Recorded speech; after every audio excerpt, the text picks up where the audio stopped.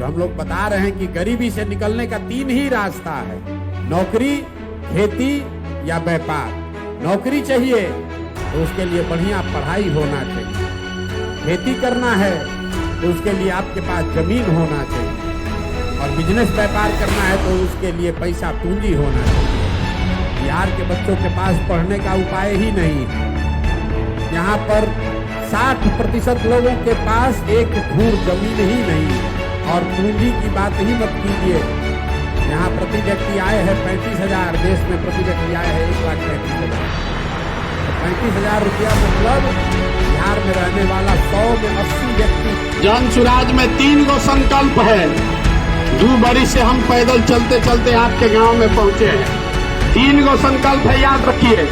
पहला संकल्प, जब ये जनता का राज बनेगा, नाली गली बने चाहे मत बने, लेकिन साल भर के अंदर जितना आपके घर का सामान गया है बाहर मजदूरी करने, और जो बाल बच्चा पढ़ के आपका यहाँ बेरोजगार बैठा है, उसको नौकरी हो चाहे न हो, कम से कम 10 से 15,000 रुपया के उसके लिए रोजी रोजगार का व्यवस्था बिहार में करके दिया जाएगा।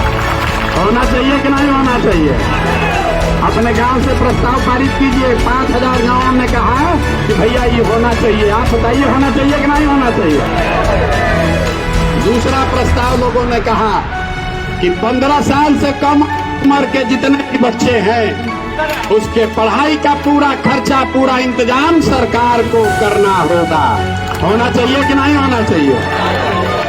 और तीसरा अंतिम बात लोगों ने 5,000 गांव में बताया कि जो 60 बरस से जिसका ज्यादा उम्र है, 60 बरस से ज्यादा उम्र है, उसको नीतीश कुमार 400 रुपया भीख दे रहा है।